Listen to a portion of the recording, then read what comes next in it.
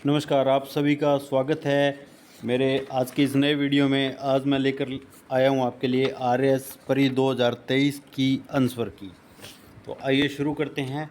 आज का जो पेपर आया वो बहुत अच्छा था, स्तरीय पेपर था। जिन बच्चों की अच्छी तैयारी है उन्हें कोई दिक्कत नहीं आई इसे हल करने में। तो इसका जो पहला प्रश्न है वो है, किस संशोधन अधिनियम द्वारा ग्राम सेवक को ग्राम विकास अधिकारी प्रतिस्थापित किया गया था। तो साथियों, इसमें जो ऑप्शन है वो 4 नंबर ऑप्शन है, राजस्थान पंचायती राज संशोधन अधिनियम 2021, वो सही है। मेरे पास ये जो पीडीएफ है इसमें बच्चे ने पहला आंसर किया जो कि उसका गलत है। दूसरा प्रश्न है, राजस्थान लोक सेवा आयोग के संबंध में निम्नलिखित कथनों पर विचार कीजिए। तो इसमें जो है वो आयोग के अध्यक्ष और सदस्य राजस्थान के राज्यपाल द्वारा नियुक्त होते हैं, बिल्कुल सही है। आयोग के अध्यक्ष या अन्य कोई सदस्य है वो राष्ट्रपति की आज्ञा से अपने पद से हटाए जा सकते हैं, ये भी बिल्कुल सही है। तो इसका उत्तर दो कथन 1 और 2 दोनों सही है। तीसरा प्रश्न है, तहसीलदार की नियुक्ति। तो तहसीलदार की जो चयन है वो राजस्थान लोक सेवा आयोग द्वारा किया जाता है, लेकिन जो नियुक्ति है वो राजस्व मंडल के अध्यक्ष द्वारा की जाती है। तो ये भी तीसरा ऑप्शन, इसका चौथा ऑप्शन सही उत्तर है तीसरे प्रश्न का। चौथा प्रश्न है, निम्नलिखित में से कौन सा एक Rajasthan urban drinking water sewerage and infrastructure corporation limited का हिस्सा नहीं है। तो चौथा प्रश्न है उसका अभी बिल्कुल कंफर्म उत्तर थोड़ा सा देखने में दिक्कत आ रही है, इसलिए जब ये बिल्कुल कंफर्म होगा तभी मैं आपको ये प्रश्न अगले वीडियो में बताऊंगा। पांचवा प्रश्न है इसका, राजस्थान के राज्य निर्वाचन आयोग के संबंध में निम्नलिखित कथनों पर विचार कीजिए। तो इसमें जो दो कथन दिए हुए हैं वो दोनों कथन सही हैं। इसका गठन है वो 1994 में 243 क के अधीन किया गया था। राज्य निर्वाचन आयुक्त के प्राधानत्व में यह एक सदस्यीय आयोग है, बिल्कुल ये सही उत्तर है। तो इसके दोनों कथन सही है, 2 नंबर ऑप्शन इसका सही है। छठा प्रश्न है, अप्रैल 2023 में राज्य सरकार द्वारा राजस्थान राज्य सूचना आयोग की एक पीठ की स्थापना किस शहर में किया जाना स्वीकृत किया गया है। तो इसका सही उत्तर है वो है जोधपुर। अगला 7वां प्रश्न है, निम्नलिखित में से किस योजना का संबंध इस नारे से है कि कोई भूखा न सोए। तो जैसा कि दोस्तों आप सभी को पता है, इंदिरा रसोई योजना जो अभी चल रही है उसका ये नारा है। इसका 8वां प्रश्न, राजस्थान राज्य मानव अधिकार आयोग के संबंध में निम्नलिखित कथनों पर विचार कीजिए। तो इसमें जो ये दो कथन दिए गए हैं 8वें प्रश्न में, इसमें मानव अधिकार संरक्षण संशोधन अधिनियम 2006 के प्रावधान अनुसार आयोग के एक अध्यक्ष और 4 सदस्य हैं। ऐसा नहीं है, इसका एक अध्यक्ष और 2 सदस्य हैं। तो इसका ये कथन गलत है। और इसका दूसरा कथन है, वर्तमान में न्यायमूर्ति गोपाल कृष्ण व्यास इसके अध्यक्ष हैं, ये बिल्कुल सही है। तो इसका केवल सेकंड सही है, ऐसा ऑप्शन 1 में लिखा हुआ है। तो इसका पहला ऑप्शन सही है। 9वां प्रश्न है, नरपत मल्लोडा की अध्यक्षता में गठित समिति किस विषय पर ये नियुक्ति इसकी की गई थी 2014 में। तो ये लोकायुक्त में जो कुछ सुधार थे उसके ऊपर इसकी नियुक्ति की गई थी। तो 10वां प्रश्न, निम्नलिखित में से कौन सी वस्तु लोक वस्तु नहीं है। तो इसमें राष्ट्रीय सुरक्षा, सड़क के सरकारी प्रशासन, ये सभी लोक वस्तुएं हैं, पब्लिक गुड है, लेकिन कारें हैं वो लोगों की निजी संपत्ति है। तो कारें इसका सही उत्तर है। 11वां प्रश्न है, मुद्रास्फीति के बारे में कथन और 2 कथन दिए गए हैं। इन कथनों में हमें जो सही कथन है उसके बारे में बताना है। तो मैं यहाँ आपको बता दूं कि हेडलाइन मुद्रास्फीति और कोर मुद्रास्फीति से ये जो 2 कथन दिए गए हैं दोनों के दोनों सही हैं। 12वां प्रश्न इसका है वो इंदिरा गांधी शहरी रोजगार गारंटी योजना के संबंध में है, जिसमें कि पहला कथन है उसके अंदर 125 दिवसों के बारे में बताया है और दूसरे में है 30 दिवस के अंदर रोजगार देने के बारे में। तो पहले 100 दिवस की घोषणा हुई थी, लेकिन बाद में इसको बढ़ाकर 125 कर दिया गया था। ये पहला कथन सही है। दूसरे कथन के अंदर है वो 30 दिवस का कहा है, लेकिन ऐसा नहीं है, 15 दिवस में रोजगार उपलब्ध करवाना होता है। तो इसमें केवल कथन 1 सही है। 12वें प्रश्न का चौथा ऑप्शन केवल 1 कथन सही है, वो सही उत्तर है।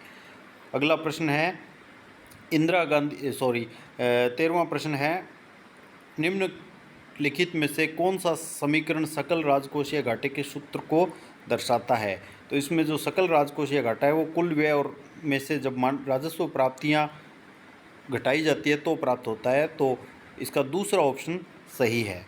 नेक्स्ट 14वां जो प्रश्न है वो है औषधि क्षेत्र से संबंधित है कि औषधि क्षेत्र के संबंध में निम्न में से कौन सा कथन सही नहीं है।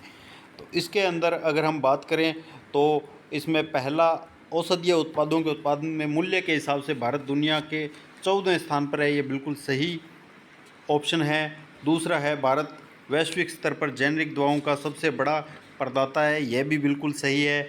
चौथा ऑप्शन औषधीय उत्पादों के उत्पादन में मात्रा के आधार पर भारत दुनिया में तीसरे स्थान पर है, ये भी सही है।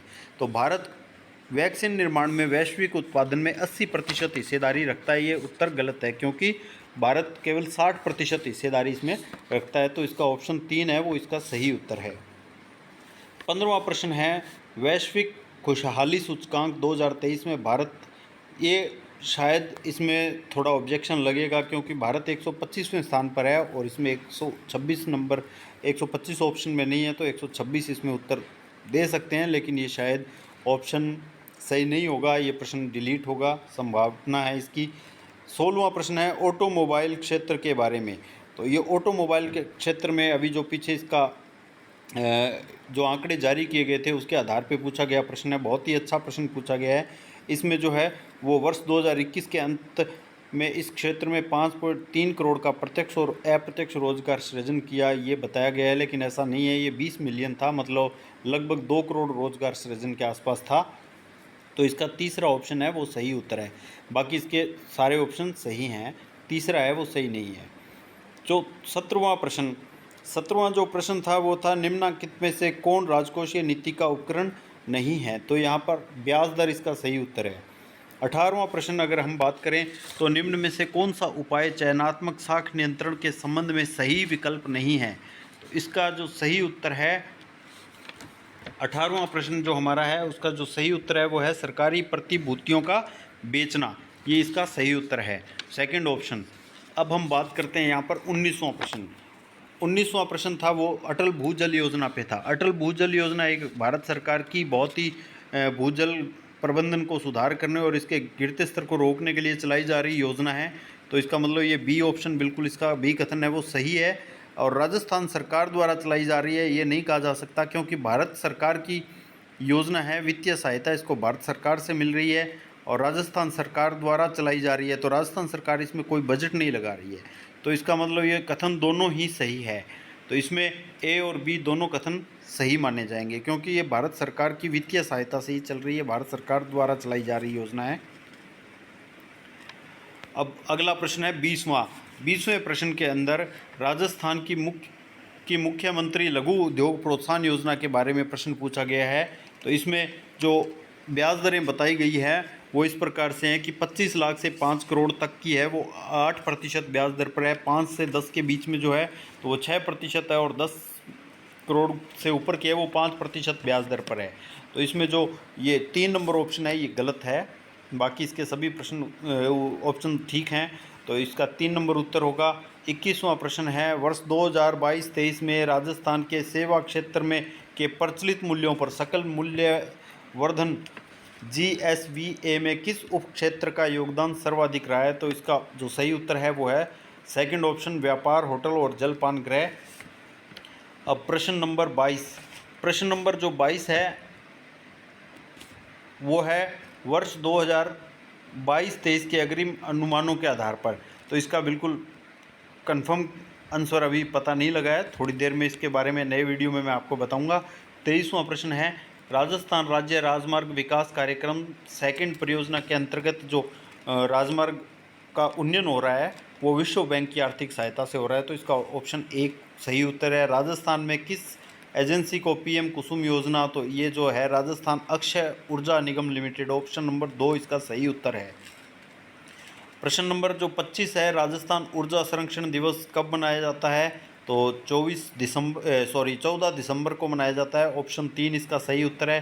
प्रश्न नंबर 26 राजस्थान सरकार ने राजस्थान राजकोषीय उत्तरदायित्व और बजट प्रबंधन अधिनियम किस वर्ष अधिनियमित किया। तो इसका सही उत्तर है 2005 है, तो इसमें 2005 सही उत्तर होगा।